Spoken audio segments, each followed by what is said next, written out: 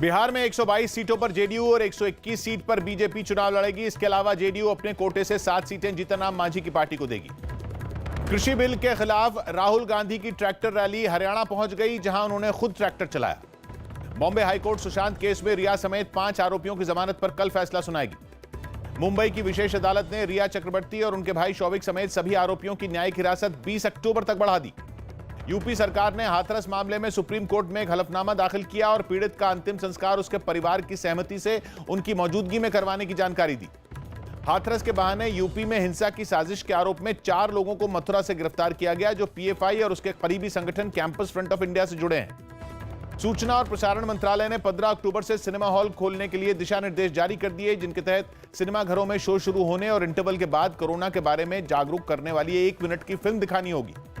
Supreme court कल शाहीन बाग में हुए धरने पर अपना फैसला सुनाएगी। हालांकि लॉकडाउन की वजह से यह प्रदर्शन बंद हो चुका है, लेकिन कोर्ट इस तरह के प्रदर्शनों पर कोई फैसला दे सकती है। हरियाणा के डिप्टी सीएम दुष्यंत चौटाला की कोरोना रिपोर्ट पॉजिटिव आई।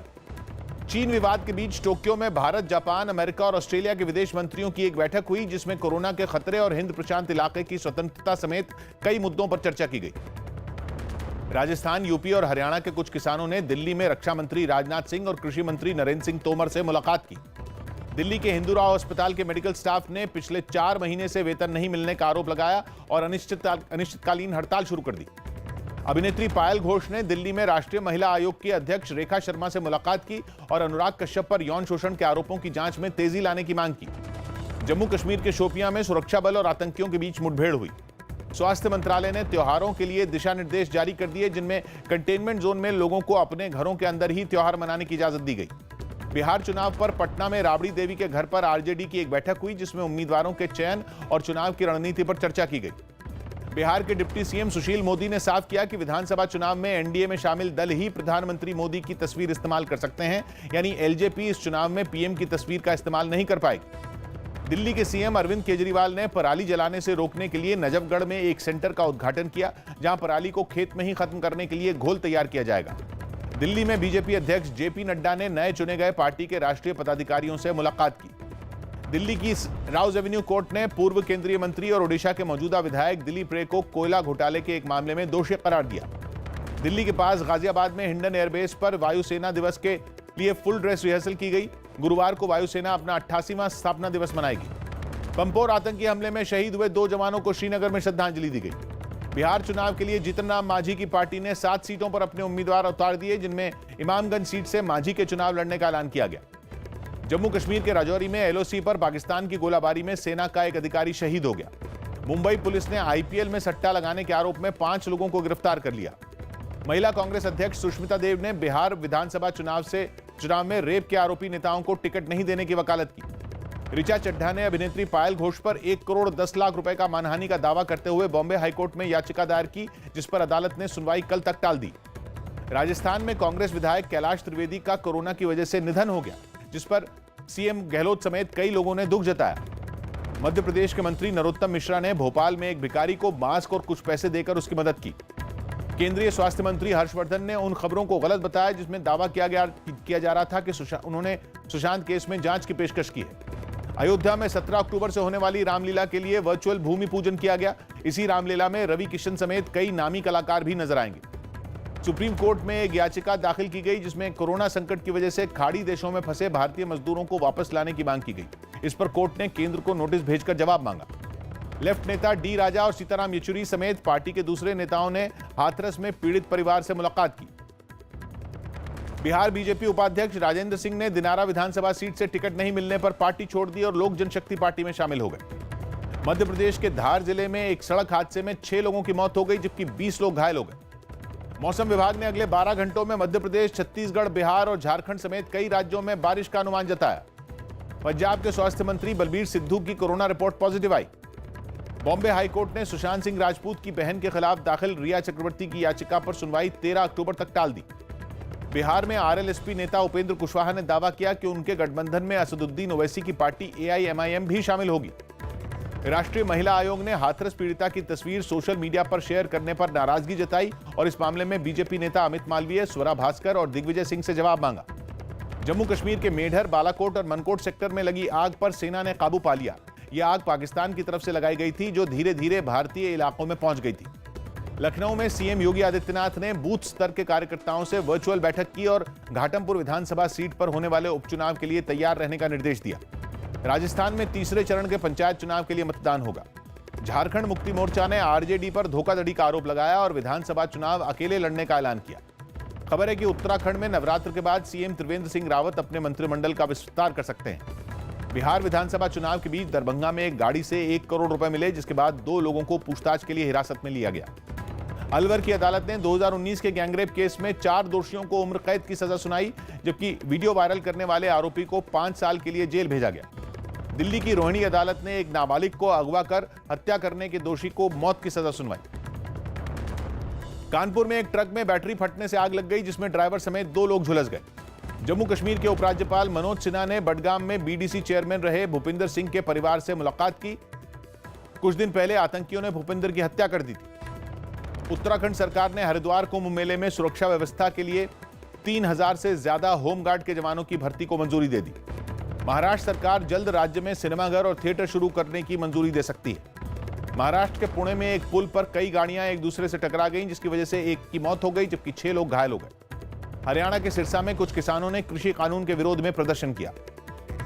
गुजरात सरकार ने कोरोना के खतरे से बचने के लिए लोगों से फिल्टर वाले मास्क नहीं पहनने की अपील की।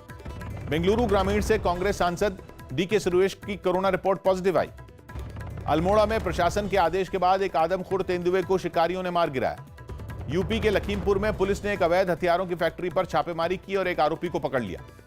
दिल्ली पुलिस ने जून में रोड रेज के दौरान हुई हत्या के आरोपी को पकड़ लिया। असम के गुवाहाटी में बाढ़ की वजह से ब्रह्मपुत्र नदी में बंद नाव सेवा फिर शुरू हो गई। आंध्र प्रदेश के सीएम जगनमोहन रेड्डी ने दिल्ली में प्रधानमंत्री मोदी से मुलाकात की। पश्चिम बंगाल के राज्यपाल ओपी धनखड़ ने अगस्त महीने में राज्य में 223 रेप की वारदात होने का दावा किया, जबकि राज्य के गृह मंत्रालय ने इन आंकड़ों पर सवाल उठाए। छत्तीसगढ़ के दंतेवाड़ा में सुरक्षा बल ने नक्सलियों का 10 किलो विस्फोटक बरामद किया। इस साल फिजिक्स का नोबेल पुरस्कार 3 वैज्ञानिकों को देने का ऐलान किया गया। अस्पताल में कोरोना का इलाज करा रहे डोनाल्ड ट्रंप व्हाइट हाउस पहुंचे और वहां उन्होंने अपना मास्क उतार दिया। हालांकि डॉक्टरों के मुताबिक वो पूरी तरह से ठीक नहीं है। हैती में एक छात्र की हत्या के विरोध में प्रदर्शन कर रहे कुछ छात्र पुलिस से भिड़ गए। इस दौरान एक प्रदर्शनकारी की मौत हो गई। पाकिस्तान की विपक्षी पार्टियां 16 अक्टूबर को सरकार विरोधी रैली करेंगी। किर्गिस्तान में आम चुनाव के नतीजे आने पर कुछ लोगों ने चुनाव में धांधली का आरोप लगाते हुए प्रदर्शन किया, जिसके बाद इन चुनाव नतीजों को रद्द कर दिया गया। अमेरिका के टेक्सास में एक इमारत का हिस्सा गिरने से 3 लोगों की मौत हो गई। कोरोना के बढ़ते खतरे के बीच ब्राजील में सड़क, समुद्र या नदियों के रास्ते विदेशियों के आने पर प्रतिबंध बढ़ा दिया गया, जबकि हवाई उड़ानें जारी रहेंगी। दुबई के सफारी पार्क को 2 साल बाद खोल दिया गया। 2 साल से यह पार्क निर्माण के काम की वजह से बंद था। इस्लामाबाद हाईकोर्ट ने साफ कर दिया कि नवाज शरीफ के भाषणों पर प्रतिबंध नहीं लगाया जाएगा। भारत के साथ सीमा विवाद पर नेपाल सरकार की तरफ से बनाए गए एक्सपर्ट पैनल ने अपनी रिपोर्ट सरकार को सौंप दी। पाकिस्तान के सिख क्रिकेटर महेंद्र पाल सिंह ने वहां कई बार भेदभाव होने का आरोप लगाया। अमेरिकी शेयर बाजार में आई तेजी का असर भारतीय बाजार पर भी दिखा और सेंसेक्स 601 जबकि निफ्टी 159 अंक चढ़कर बंद हुआ। एक्सिस बैंक ने अपने कर्मचारियों के वेतन में 12% इजाफा करने का फैसला लिया। साथ ही बैंक बोनस भी देगा। आरबीआई कल से ब्याज दरों की समीक्षा करेगा और 9 अक्टूबर को इसका ऐलान होगा। आईपीएल में मुंबई इंडियंस और राजस्थान रॉयल्स के बीच मुकाबला जारी है और अभी मुंबई इंडियंस ने 17 ओवरों में 4 विकेट पर 144 रन बना लिए हैं। आईपीएल में दिल्ली कैपिटल्स ने रॉयल चैलेंजर्स बैंगलोर को 59 रनों से हरा दिया, जिसके साथ ही वो पॉइंट्स टेबल में पहले नंबर पर पहुंच गई। आईपीएल में कल कोलकाता नाइट राइडर्स और चेन्नई सुपर किंग्स के बीच अबुधाबी में मुकाबला होगा। सर्बिया के नोवाक जोकोविच फ्रेंच ओपन के क्वार्टर फाइनल में पहुंच गए और अब कल उनका मुकाबला स्पेन के पाब्लो कैरेना बुस्ता से होगा। सड़क हादसे में घायल अफगानिस्तान के 29 साल के सलामी बल्लेबाज नजीब तरकई की मौत हो गई। साइना नेहवाल और उनके पति परुपल्ली कश्यप डेनमार्क ओपन में नहीं खेलेंगे। खेल मंत्रालय ने यूपी के निशानेबाज नीरज चौहान और मुक्केबाज सुनील चौहान को 5-5 लाख की आर्थिक मदद दी, क्योंकि कोरोना संकट की वजह से उनके पिता के सामने रोजगार का संकट खड़ा हो गया था। ऑस्ट्रेलिया और न्यूजीलैंड की महिला टीमों के बीच सुबह 5:30 बजे से तीसरा वनडे मैच ब्रिस्बेन में खेला जाएगा। हालांकि ऑस्ट्रेलिया पहले ही 2-0 से यह सीरीज जीत चुकी है। आईपीएल टीम सनराइजर्स हैदराबाद ने घायल भुवनेश्वर कुमार की जगह पृथ्वीराज को टीम में शामिल कर लिया।